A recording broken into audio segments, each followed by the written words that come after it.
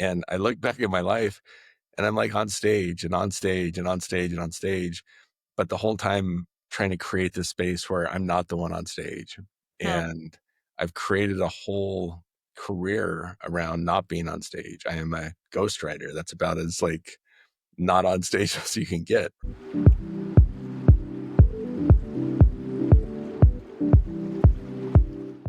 Hey there, and welcome to my podcast. My name is Tiffany Alexander, and you are at Unveiling Journeys. And if you haven't met me yet, welcome. If you have, then you already know I'm obsessed with networking, the power of getting to know some incredible people, referrals, and like these high level mastermind clubs that I really want to be the dumbest person in every room so I can meet some of the coolest people in the world. And that exactly, folks, is how I got to meet our guest today. I was hanging out with a room full of amazing people. And naturally, as I am, the social butterfly, I said, "Hi, who are you? I'm Tiffany. I'd like to get to know you."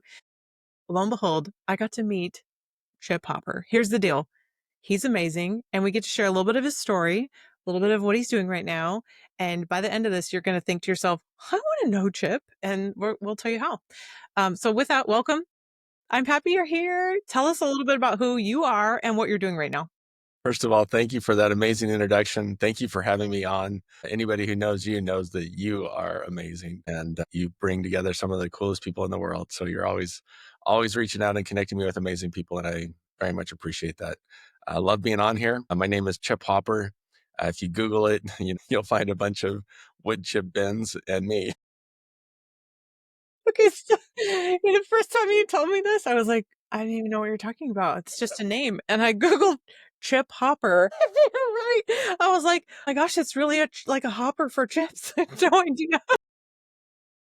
Oh my But gosh. yeah, I'm a storyteller. I write books for people. I do a lot of ghostwriting, do a lot in the movie space as well, and just really enjoy helping people live their best lives. I consider myself a truth seeker, and there you go. A That's truth seeker. Okay, you've provided a lot that we're going to unpack. So let's do this. Let's start all the way back to the very beginning.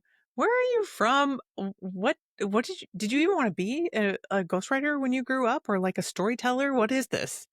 well. First, I still haven't grown up. I still don't know what I want to be when I grow up. But yeah, I've always loved telling stories ever since I was little. I would not have ever put that down as my profession, probably even now. But yeah, I've done a lot of things.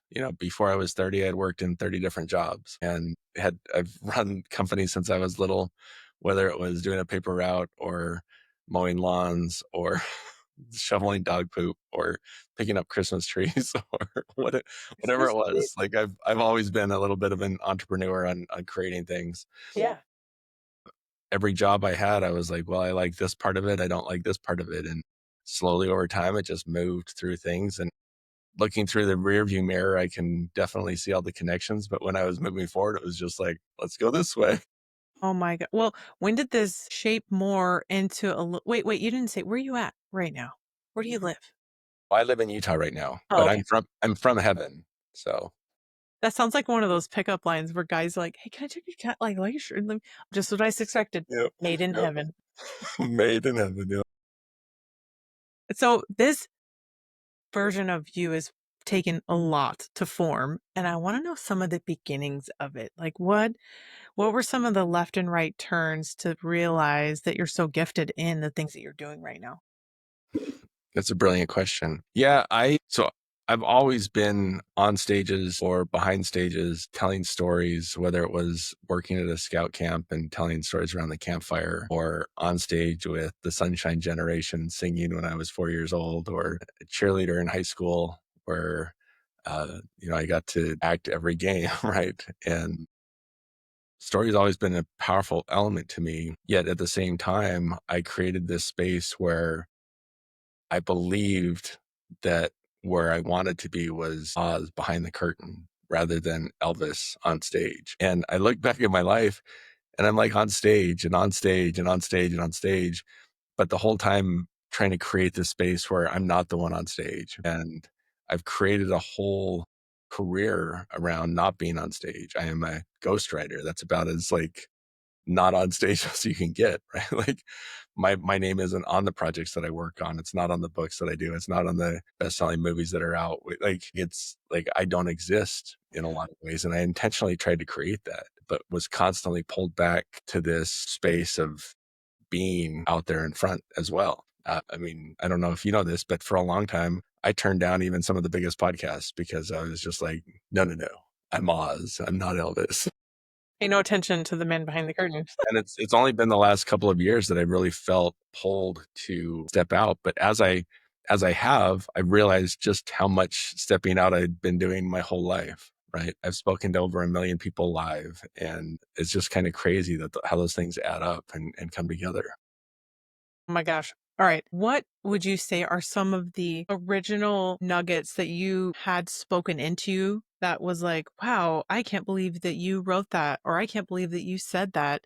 This is something that someone else needs to know. Because obviously, you can't just be ultra quiet in what it is that you do and not get far without the power of referrals. Wow, that's an interesting framing of the question. I'm trying to think.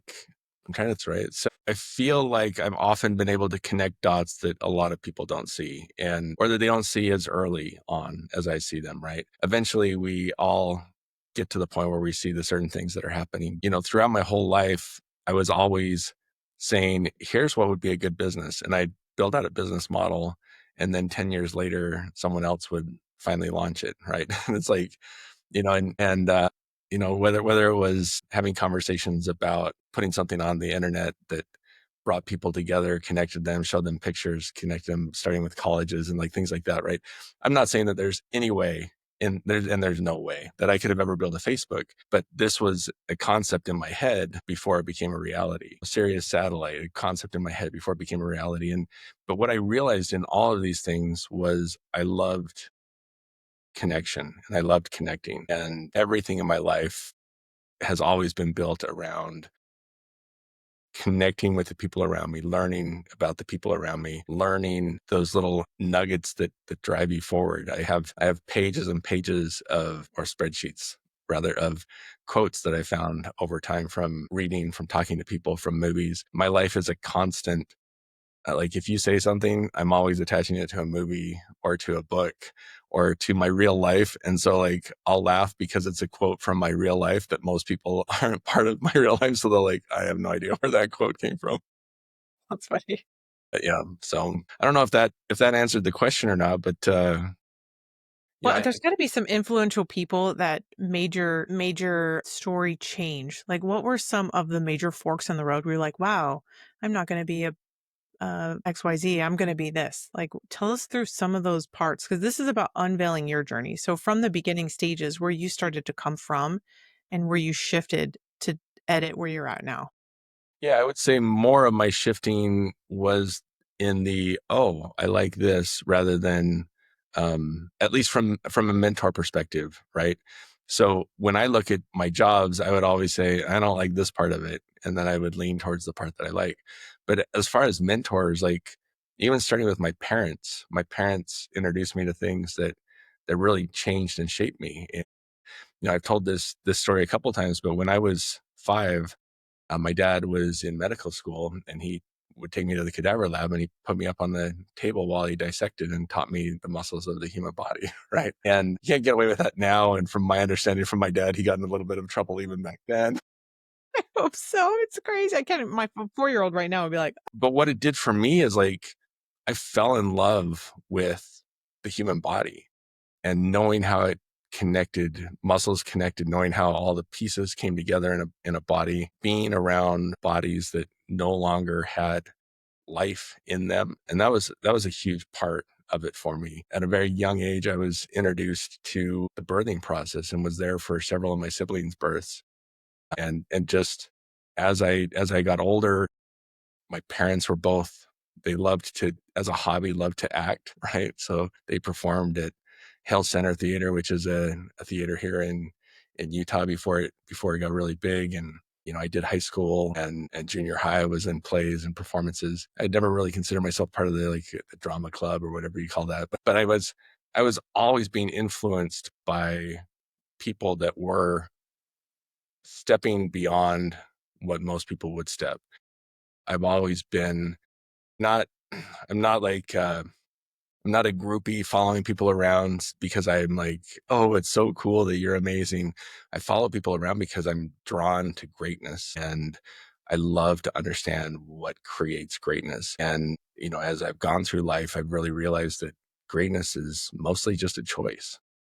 And I love having my kids around, the people that I get to work with. They stay at my home and they'll hang out with my kids and talk with my kids. And it just, every one of those steps is huge. I'm trying to draw back to like my influences, but like genuinely, like my influences are so significant. And I've read a book a week for almost 30 years now, sat with some of the most amazing people in the world, and they've all shifted my life. Every one of them. I wouldn't say I have this one sensei or this one.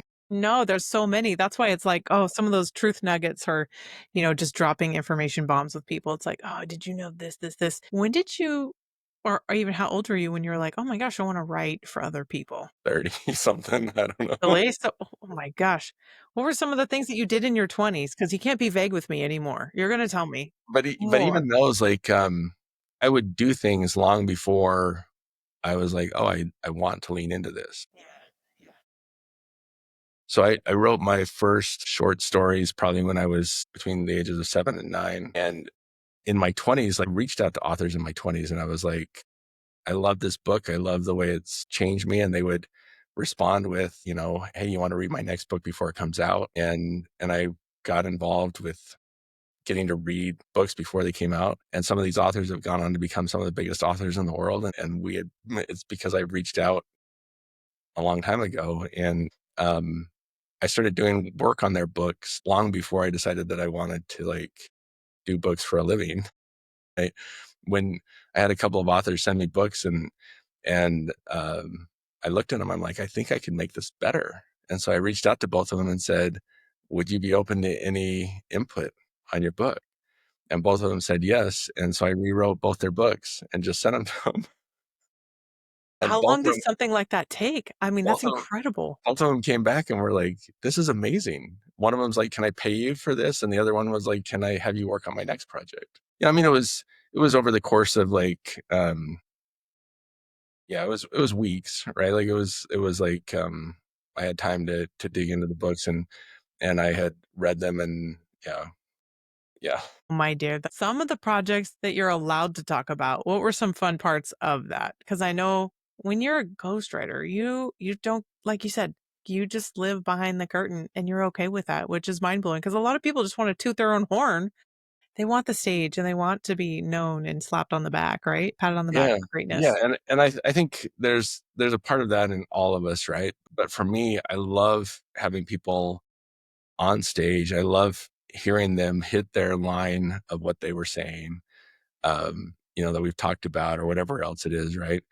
And I love helping people amplify the message that they have because we all have message, we all have value, we all have things that we bring to the table that we often stand in our own space and we'll see like these expensive vases up on our shelves, or we'll see these other things and they're covered with dust. And for us, we're like, well, that's been there my entire life.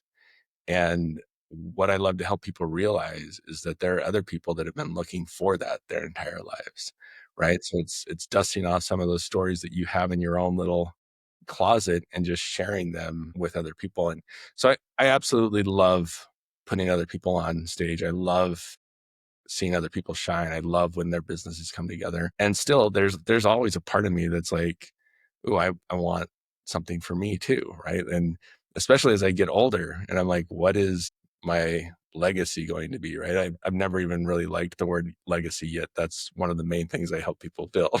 Right. That's Um, true, right? and but I look at legacy and I'm like, how long will that last? I mean, how many people do you know that lived 100 years ago?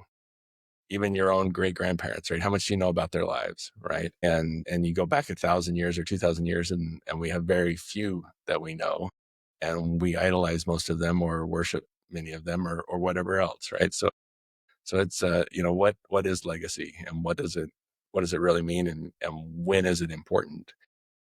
Because if you spend your whole life trying to be remembered with the realization that it's probably going to be less than 100 years that you're remembered, then what's that point, right? So does that mean to people they just live their best life or like write it down so no one forgets? I think there's a little bit of both, right? And for me, it always comes down to it depends. Like that's the answer for just about everything. But I will say my own life goes between I want to impact a billion lives to I just want to live my best life.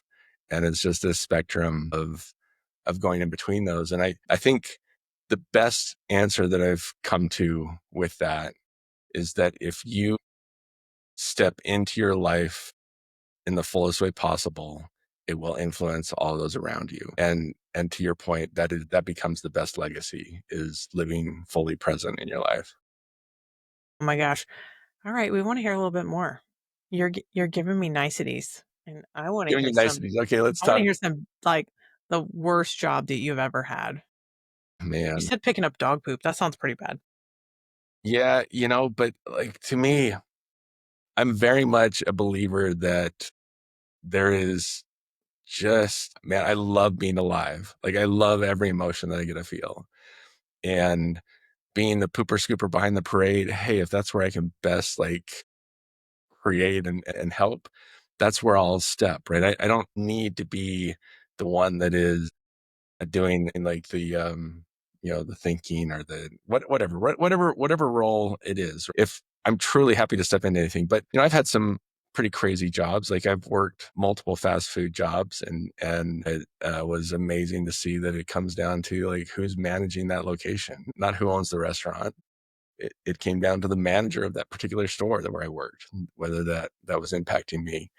Uh, I worked in the backcountry of Yellowstone as a high adventure guide, and that probably defined my life as much as anything. Being at the age of 15 and 16, being a leader of adults as I took them on a week-long trek through the backcountry of Yellowstone, hiking and canoeing, and um, I had a young man when I think I was 16. I had a 13-year-old die on me, and we gave him CPR for about an hour and a half before paramedics were able to get to where we were. And the preciousness of life, I think, has come through moments like that. Like this boy's father was there with us, and all he could do was watch as we tried to save his son, and being able to empathize into both sides of that equation, right? As both at the time I was young enough that I didn't have kids, but also seeing and feeling that from a father. I've always been able to see and feel energy. I don't always have the best words for it, but there's this element of energy that I felt like I could smell. Like I can smell when people's emotions, and I can smell like when someone's frustrated. I smell when they're hurting, right? And I don't know if smell is the right word for it, but that's what it feels like, right? Because I'll be in their presence, and it will come in, and it is just something that you can feel. And so I've spent my whole life seeking those things. I would say one thing that really crafted who I am is my family. My dad and mom had a set of encyclopedias next to the table when I was young, right? So we'd be eating family dinner together, and this was late 70s, early 80s, right? So there's no other way to look up information than the encyclopedia. You go to the library or the encyclopedia. And so these encyclopedias, I think even at the time were 10 years old, but we would go to the encyclopedias, we'd have a question at dinner, and it's like, well, instead of just guessing on it, we would go to the information source when we could, and we would open up, we'd have multiple encyclopedias open on the table. I was the oldest of 8. So we would pick a different letter of the encyclopedia, and we'd be searching for some part in that, and somebody else would be searching for something. And when we found something, we'd pause everyone at the table and we'd read the piece of insight that we gained, and that would lead to other pieces of insight being gained and formed. And when Google became a thing, that was fantastic because then we could search, right? And my cousin actually wrote Google search. He was employee like around number 50 at Google, and wrote Google search and TensorFlow and MapReduce and like all those things. Now he's running their AI. He's their chief of AI, running Gemini or whatever, or I don't remember his exact title, but he's been there, with Google forever. And Google, like the core of it was originally like defined information and knowledge. And And I've always been drawn to that, even more so now, because as I've gone through life, I think that the things that drive us the most and define who we are the most are the trials and the struggles, right? Like if I meet someone with a beautiful energy, I usually want to give them a hug because I'm like, I know you've been through the refiner's fire, right? Like, and I have those defining moments in my life where going through a divorce or the alienation from a couple of my own children and things like that, that really cause you to have to really dig into who you are and what you want to be. I often tell people that if you can get to a point in life where if someone asks you the question, if you could go back and tell your younger self, what would you tell them? If your answer is, I wouldn't tell them anything, then you've really been able to step fully present into your current life. And I feel that a lot, not all the time, right? But I think like I love the version of me that is me.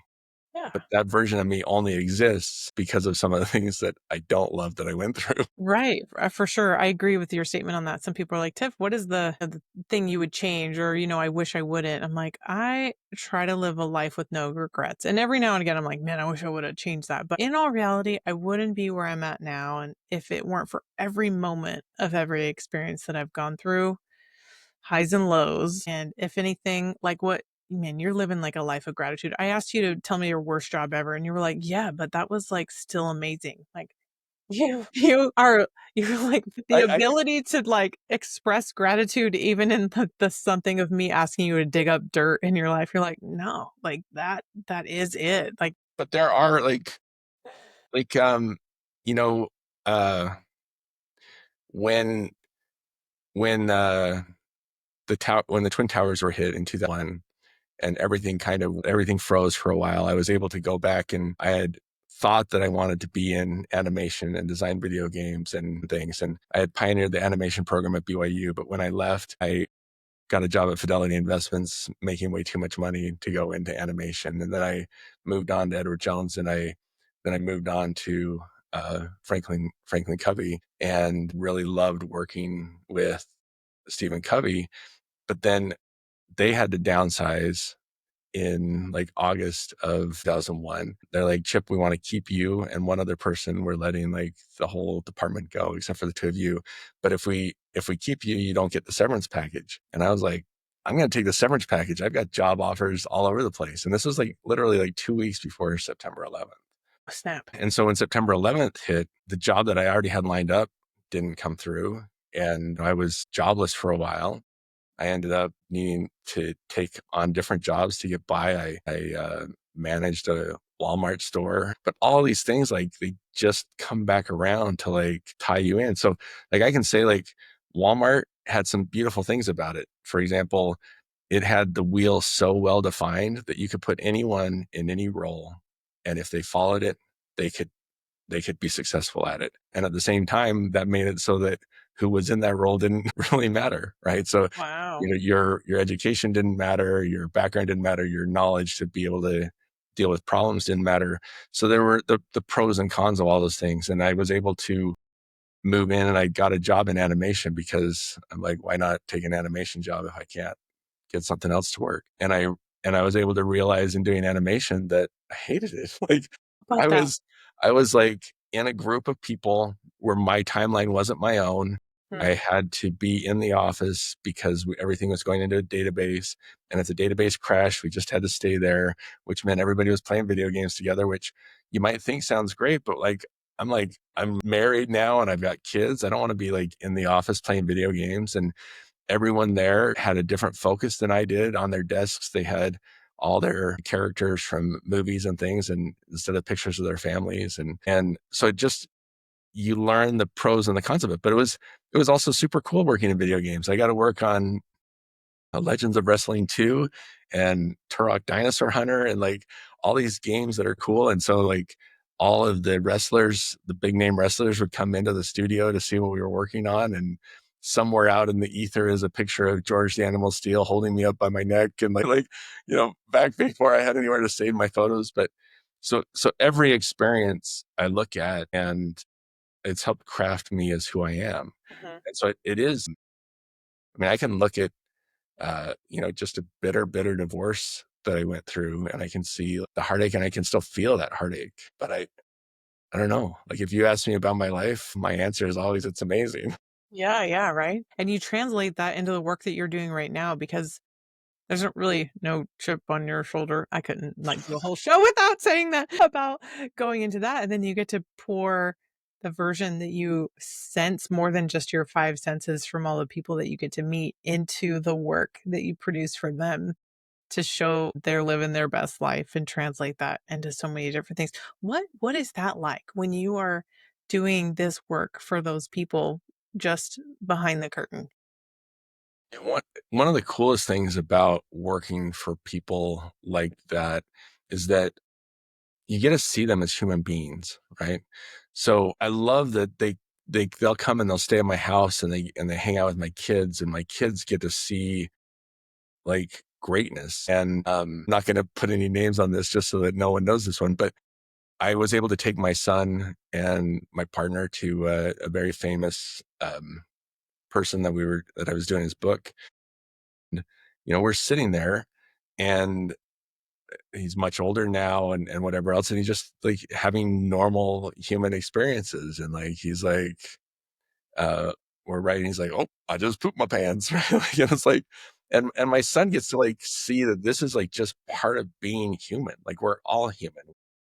We all go to the bathroom. We all have to eat. We all like, have normal things in our lives. We all have pains in our body. We all have heartaches that we deal with. And I haven't ever I've sat down with the biggest names in the world, and I've never met anyone who had it all figured out. At the core of it, everyone's like, I don't have a clue, right? That, like, leaves some glimmering hope to feel like those moments when you were like, "I don't have any of this figured out yet." Like you I always said for a long, long time, I thought I knew what I wanted to be when I grew up, and I was crushing it doing this, and there's always something newer, cooler, better, or, a shift in your life that you go through, like these seasons and Yeah. whatnot, but, oh my gosh. That's cool that you and your just 1 kid, right? Do you have 1 kiddo? I have four I kids. have 4, I forget. Oh my I'm so I have sorry. Yeah, I one that forget the lives with others. me. So my youngest still lives with me. My other three are grown. Well, that's why I didn't. I was like, "You just have 1 with you all the time, right?" Oh my gosh, and tell me about, like, what your kids are doing a little bit. Like, I mean, the one that's still living with you right now is writing already and doing incredible things. I love that you're passing on everything you're doing right now already to your kids. Yeah, I am very much love what all my kids are doing. They're following who they want to be. For me, being a parent isn't about trying to relive my life through my kids. It's about giving them the tools for them to figure out what they most want with their life. So instead of saying, here's the path, you need to go to school and then you need to go get your degree and you need to get married and you need to do all these things, right? Like I don't have any of those expectations for them. What I've given them are ways to help understand themselves, help them understand what brings them value and joy and meaning. And, my youngest, especially because of the way that things went with our divorce, it became very difficult for him to be in traditional school. And he is homeschooled most of, since he was like 9. He's almost 16. And it's had its challenges, right? But we've tried to focus on the things that to me are important, right? I don't care if you can do the math table. I want you to wake up every morning and want to be here, right? And I want you to wake up every morning with a set of what you want to do to create value for yourself and for others. And really, those are the two core things. And so my youngest has really embraced that. And one of the things he loves to do is he loves to raise dogs. So we've bred Bernedoodles for years. And another thing that he loves to do is he's a storyteller too. He loves to tell stories. So he's been, when he was 9, he was writing comic books and he wrote like a 5-book series of comic books. And then he's gone on to like, now he's almost done with a 300-page horror thriller that he's written. Hey. And he wanted to get that published before he was 16, but now he's wanting to just rework the book a little bit. And so he'll probably publish it when he is 16. Hmm. But all of my kids have stepped into their own realm of greatness. My oldest has always been good at talking. he would never do his schoolwork, but he could go into any teacher and he'd be like, so here's the situation. And he just like put his blonde locks back on his head, and he just had this aura and this beauty about him. And he could get people to just like lean into whatever he wanted to do. And so he kind of went into sales, and he has done significant stuff in sales and with AI. And now it sounds like he's looking to live in Hawaii. My daughter, for a while, she wanted to be in forensics and like a crime scene investigation stuff where she like investigated crimes, and she went through a lot of that. But then she ended up working at a preschool and just fell in love with working with kids. And so now she helps run a preschool. And my 18-year-old son is just graduating high school, and he's been huge into mountain biking and a number of like, he's always loved sports. He's a little left-handed dude. And so he did really well as quarterback when he was playing football, and he's played soccer, and he loves cycling and biking. And, they've all just got their unique different talents, and none of it is being pushed by me. Right. Like, I mean, they do some things like their mom is a piano teacher. And so all of them can play piano, and like, you'll want to keep that, Yeah, for yeah, right. right? like you can sing and play piano and dance, like, man, you get any girls. Wait a second. I always think like, oh, what did you do with your spare time and your hobbies, right? Who knows? The piano definitely would carry you further than like my band clarinet, as to what that was the choice that they offered me when I was in public school. I feel like I played having a mom as a the piano teacher, that's a trombone. leg up. I played the trombone, and it's like, oh, I can really break out that talent anytime because I carry my trombone around with me everywhere. Right? Anybody's has a piano. They're just like in the airport. Yep. So tell me, man, thank you so much for sharing all this stuff about your kiddos. Tell me what's next? Like what's next on the horizon? I have been or feeling called for many years to create even more significant events than I have before.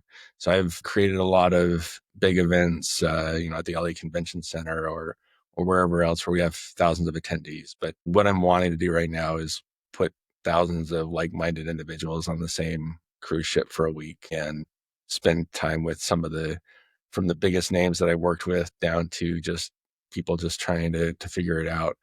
But I want to do it a little bit differently. A lot of events, you go to these events and you spend days there learning all this stuff, and then you get to leave, and then you get to go home, and instead of being able to implement anything, you just get sucked right back into your life that was before, and you feel like you're just a week behind. So my intent is to bring people together and actually create and develop while we're together, so that when they leave that experience, they've already got things up and running, making them money. They've already got tons of podcast content or whatever else it is already built that will just roll out over the next several months. So instead of being like, I can't take a week off, they'll be like, there's no way I can't spend a week doing this because it's going to move me ahead.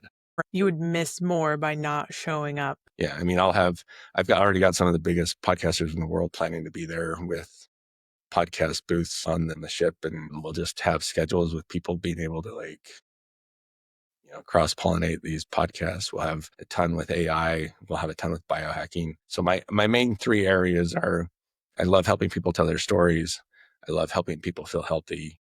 And I love helping people understand the technology that's coming in the future that's here. It's like a perfect storm, considering it's like, okay, how do I enjoy my best life, live my best life, and then leave an impression of what it was for other people? It's like Yeah. you've summarized it all perfectly. Oh my gosh, this is so great. All right. At this point, you have so much more to say. I would love to grill you for so much longer, but people are going to think to themselves, how do I follow you? Where do I find you at? Where's your favorite place that you want people to come find you and follow your content? Anywhere you like. I'm Chip Hopper. I'm Chip Hopper on Instagram, on Facebook, on LinkedIn, at chiphopper.com. If you want to reach out to me, probably LinkedIn or Instagram is the easiest way to try and send me a message. Keep reaching out because I do want to respond. Like, comment on one of my posts if I don't respond to you, and it, because a lot of those things they get stuck in whatever the filters are for those that they put all this stuff in a filter that people you don't know. So if you comment Yeah. in a post, that's a much easier way to me. Go look for you. So, or on chiphopper.com, you can sign up for my book Jedi information. I send out details on cool cool stuff I find all the time. So, I love that so much. And if you or the can't find books that Chip, sound very good. friend me, I'll connect you directly. Like, Tiff, I saw your show. All right. Last little nugget. Like, what are some really good one-liners or just your favorite one-liner that you love to tell people? Mm. There's probably a bunch, but Well, here you go. This is a little controversy right here for you. where's the mute button? So some of the things I like to tell people, and I'll start with the basic ones, but our lives are defined by the stories we tell. So if you're struggling with your life, then just reframe your story. And that doesn't mean telling things that aren't true. It just means looking at life in a different way. Um, our past is defined by our present rather than our present being defined by our past. And what that means is that we can only see life through the lens we're currently looking through. And uh, that lens determines how you feel about yourself. It determines how you feel about your past. It determines everything. So the present is really the focus. And then I have yet to write a book with my name on it. All of the books I've done are for other people. But I really think that the book that's calling to me to be written is Truth is Relative. And yeah, that's the controversial one. But I mean, everything is just information until we give it meaning. And depending on the meaning we give it, determines the truths and the beliefs that we hold. words to live by. Oh my gosh. All right. You're incredible. I'm so grateful for you coming on the show. Like a new perspective of gratitude when I try to grill someone for some info and some dirt, and they're like, "What do you mean? It's the best life ever." You've like set a standard of the show at the moment. Thank you so much for your time. Everybody come hang out. Go follow Chip on all of his uh, links and socials below. And then come see us on many more episodes or go check out some older episodes. And in the meantime, I'll see you guys next time. Thanks again. Take you. Bye.